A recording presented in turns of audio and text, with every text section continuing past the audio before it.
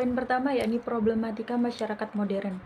Dalam artikel Modernity versus Postmodernity, Jürgen Habermas menjelaskan istilah modern adalah suatu istilah yang digunakan untuk menyebut suatu era baru atau New Age, yang berfungsi untuk membedakan dengan masa lalu atau The Ancient. Problematika di masyarakat modern tidak lepas dari dampaknya pengaruh globalisasi, mulai dari akademik maupun lembaga-lembaga. Penggunaan kata globalisasi semakin meluas termasuk di Indonesia. Penggunaan istilah lain seperti kesejahteraan tidak relatif representatif buat menampung semua makna serta nuansa yang tercakup pada istilah globalisasi tersebut. Globalisasi merupakan istilah yang dipergunakan untuk mengacu kepada bersatunya berbagai negara dalam globe sebagai satu entitas. Secara istilahi, globalisasi berarti perubahan-perubahan struktural pada seluruh kehidupan negara, bangsa yang mempengaruhi fundament dasar pengaturan hubungan antar manusia, organisasi-organisasi sosial, serta pandangan-pandangan global. Dampak globalisasi akan sering berpengaruh terhadap peradaban global dan efek tersebut akan menjadi mendunia. Demikian pula tentang hal keterbukaan terhadap arus informasi yang menyangkut perkembangan ilmu, pengetahuan, dan teknologi dalam era globalisasi saat ini akan menyampaikan dampak yang luas terhadap lingkungan serta warga. Banyak sekali bentuk perkembangan serta kemajuan pada bidang ilmu, pengetahuan, dan teknologi, seperti kemajuan teknologi, komunikasi, berita, serta unsur budaya lainnya. Dampak berasal kecanggihan global terkini akan simpel diketahui oleh semua lapisan warga tanpa terkecuali. Penyakit lain dari dunia modern adalah faham sekularisme, suatu faham yang menjauhkan benda dari makna spiritualnya. Di Barat, sekularisme muncul pertama kali dalam usaha untuk membebaskan negara dari campur tangan agama, atau agama bangsa Barat adalah Kristen. Kemudian sekularisme merambah ke pemikiran, selanjutnya seni dengan semua cabangnya, dan akhirnya agama menyerah kepada kecenderungan itu. Nah, jadi problematika masyarakat modern ini tergantung pada pengaruh globalisasi yang ada di negara ini. Jadi, problematika pada masyarakat modern ini dipengaruhi oleh faktor globalisasi yang pada setiap negara atau perorangan itu berbeda, terpacu dari peradaban atau perbedaan suku, budaya, agama, ras, atau yang lainnya. Peran sufisme daerah modernisasi. Ahlu sufa merupakan suatu istilah untuk menyebutkan sekelompok orang pada masa Rasulullah yang hidupnya diisi dengan banyak berdiam di serambi masjid. Mereka memiliki tendensi untuk selalu mengabdikan hidupnya untuk beribadah kepada Allah Subhanahu wa Ta'ala. Ahlu sufa juga menggambarkan kesederhanaan dan ketekunan dalam ibadah. Muhammad Nabi memberikan penjelasan yang sedikit berbeda mengenai kata ahlu sufa. Ahlu sufa yang menjadi dasar kata tasawuf ini menurut beliau ialah mengandung makna orang-orang ikut pindah dengan Nabi Muhammad SAW dari kota Mekah ke Madinah, dan karena kehilangan harta benda yang berada dalam keadaan miskin dan tidak mempunyai apa-apa. Mereka tinggal di masjid Nabi Muhammad SAW dengan tidur di atas bangku batu dengan memakai pelana sebagai bantal. Pelana inilah yang disebut dengan sufa. Berdasarkan beberapa definisi yang ada di makalah, dapat dipahami bahwa istilah sufi dapat dihubungkan dengan dua aspek, yaitu yang pertama aspek lahiriah dan aspek batiniah. Definisi yang menghubungkan orang yang menjalani kehidupan tasawuf dengan orang-orang yang berada di masjid, kain wol, dan buah-buahan merupakan tinjauan aspek lahiriah dari seorang sufi. Ia dianggap sebagai orang yang telah meninggalkan dunia dan hasrat jasmani dan menggunakan benda-benda dunia ini hanya untuk memenuhi kebutuhan pokok saja. Jadi sesuai kebutuhan seperti makanan untuk sekedar menghindarkan diri dari lapar, berteduh dari kepanasan, kedinginan, kegelapan, dan lain sebagainya. Sedangkan teori yang melihat sufi sebagai seorang yang mendapat keistimewaan dan kemuliaan di hadapan di hadapan Allah SWT nampaknya menitik beratkan pada aspek batinia. Peran tasawuf di dunia modern ini sangat diperlukan guna membimbing manusia agar tetap merindukan Tuhannya, dan bisa juga untuk orang-orang yang semula hidupnya glamor dan suka hura-hura menjadi orang yang zuhud pada dunia. Proses modernisasi yang makin meluas di abad modern kini telah mengantarkan hidup manusia menjadi lebih materialistik dan individualistik. Perkembangan industrialisasi dan ekonomi yang demikian pesat telah menempatkan manusia modern ini menjadi manusia yang tidak lagi memiliki pribadi yang merdeka.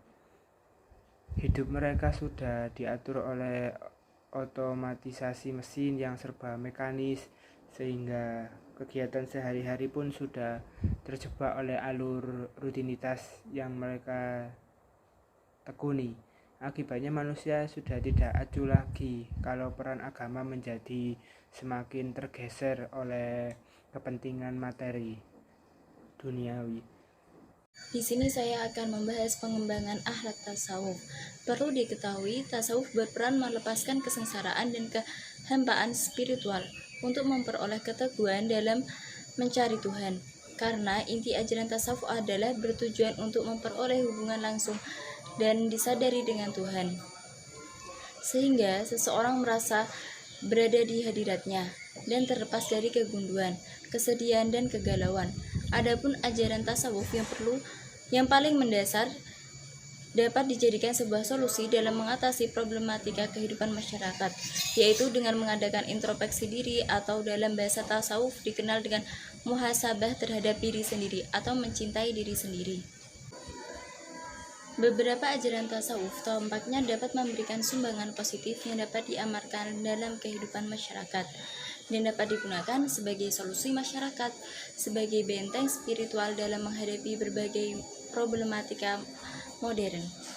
Untuk itu, dalam mengatasi problematika masyarakat, tasawuf harus dijadikan alternatif terpenting. Berikut ini terdapat nilai-nilai ajaran tasawuf yang bisa diimplementasikan untuk mengembangkan masyarakat dalam upaya mencegah dampak negatif dari kemajuan teknologi. Yang pertama, yaitu ajaran taqarrub ilallah atau mendekatkan diri kepada Tuhan. Pendekatan kepada Tuhan secara langsung dengan penuh kesadaran. Pendekatan ini.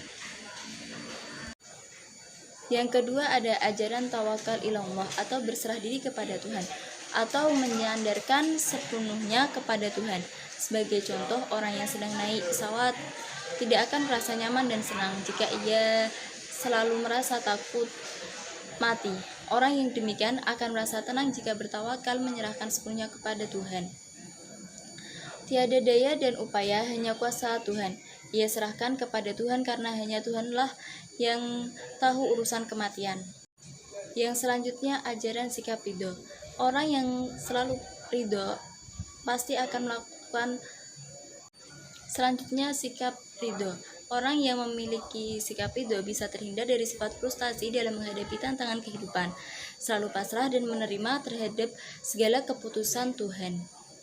Yang keempat, ajaran zuhud. Ajaran ini pada prinsipnya membentuk sikap yang tidak mau diperbudak atau terjebak oleh pengaruh duniawi yang fana. Ajaran ini sangat tepat untuk mengatasi sikap dan yang merobak dalam kehidupan modern ini. Manfaat mempelajari ilmu tasawuf yaitu metode pembinaan akhlak tasawuf di zaman modern ini.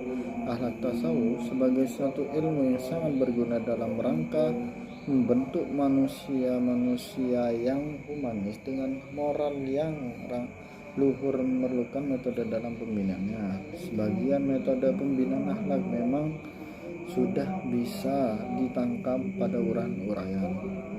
Sebelum ini, pada hakikatnya ajaran yang disampaikan itu sama, hanya mungkin berbeda nama saja dan istilah saja sebagai proses.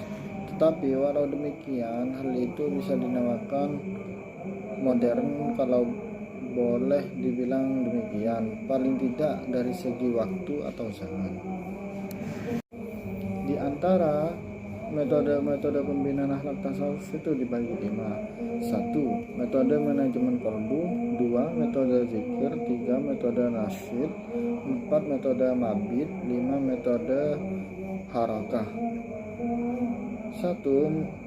Metode manajemen kolbu adalah menata hati diri kita sendiri atau membimbing hati kita sendiri dengan bertujuan untuk menciptakan manusia yang mempunyai hati yang penuh dengan keikhlasan karena Allah Subhanahu wa taala, berpandang positif dan ke depan dengan selalu menata hati berdasarkan keimanan kepada Allah Subhanahu wa taala.